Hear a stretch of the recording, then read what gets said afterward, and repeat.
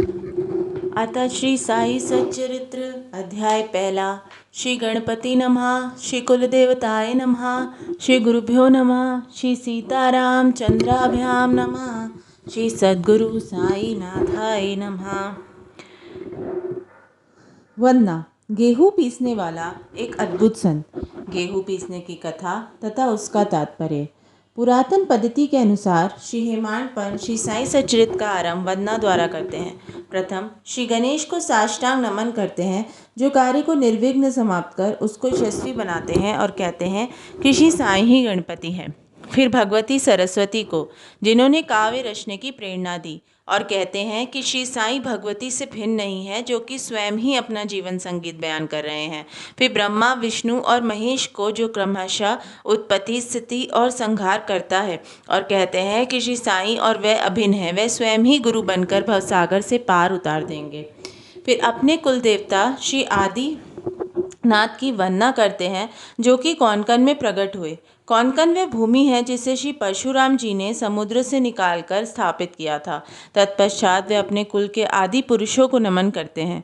फिर श्री भरद्वाज मुनि को, जिनके गोत्र में उनका जन्म हुआ। पश्चात उन ऋषियों को, जैसे भृगु, पराशर, नारद, वेद व्यास, सनक सनंदन, सनत कुमार, शुक, शौनक, विश्वामित्र, वशिष्ठ, वामदेव, जैमिनी, वैनशानप्य, नवयोग, इंद्र इत्यादि, तथा आधुनिक संत जैसे निवृत्ति, ज्ञानदेव, सोपान, मुक्ताबाई, जनार्दन, एकनाथ, नामदेव, तुकाराम, कान्हा, नरहरि आदि को नमन करते हैं। फिर अपने पितामह सदाशिव, पिता रघुनाथ और माता को, जिनकी बचपन में ही गत हो गई थी। फिर अपनी चाची को, जिन्होंने भरण पोषण किया, और अपने प्रिय भ्राता को नमन करते हैं। फिर पाठकों को नमन करते हैं, जिनसे उनकी प्रार्थना है कि वे एकाग्रचित होकर कथा अमृत का पान करें।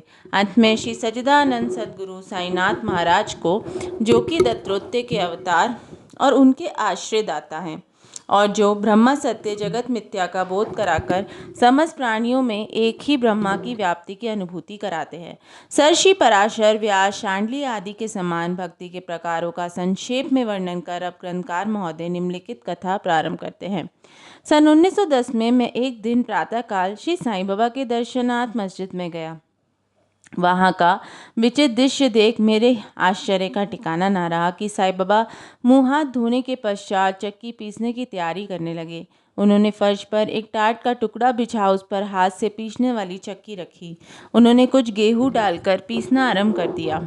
मैं सोचने लगा कि बाबा के चक्की पीसने का क्या लाभ है। उनके पास तो कोई है भी नहीं, और वे अपना निर्वाह भी भिक्षावृत्ति द्वारा करते हैं। इस घटना के समय वहां उपस्थित अन्य व्यक्तियों की भी ऐसी ही धारणा थी, परंतु उनसे पूछने का साहस किसे था।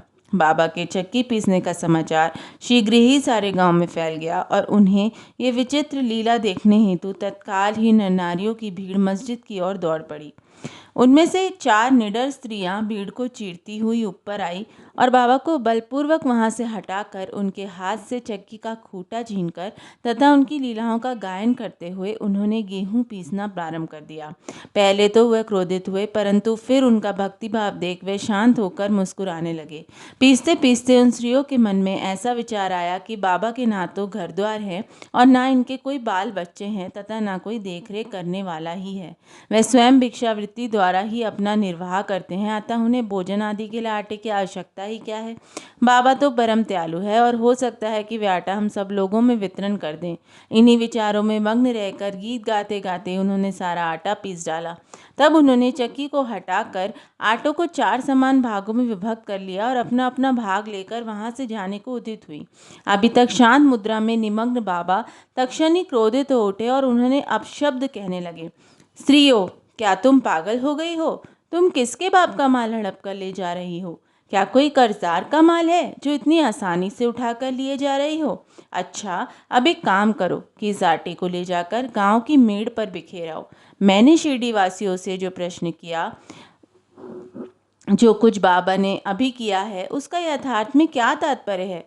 उन्होंने मुझे बतलाया कि गांव में हेजा का जोरों से प्रकोप है, और उसके निवारणार्थ ही बाबा का उपचार है। अभी जो आपने केवल पीसते देखा, वे गेहूं नहीं, हेजा थी, जो पीस कर नष्ट भ्रष्ट कर दी गई है।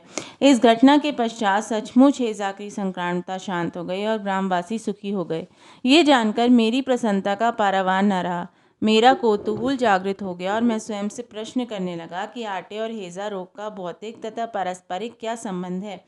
इसका सूत्र कैसे ज्ञात हो? घटना बुद्धिगम्य से प्रतीत नहीं होती। अपने हृदय की संतुष्टि के हेतु इस मधुर लीला का मुझे 4 शब्दों में महत्व अवश्य प्रकट करना चाहिए। लीला पर चिंतन करते हुए मेरा हृदय प्रफुल्लित हो उठा और इस प्रकार बाबा का जीवन चरित्र लिखने के लिए मुझे प्रेरणा मिली। ये तो सब लोगों को विदित ही है कि ये कार्य बाबा की कृपा और शुभ आशीर्वाद से सफलतापूर्वक संपूर्ण हो गया।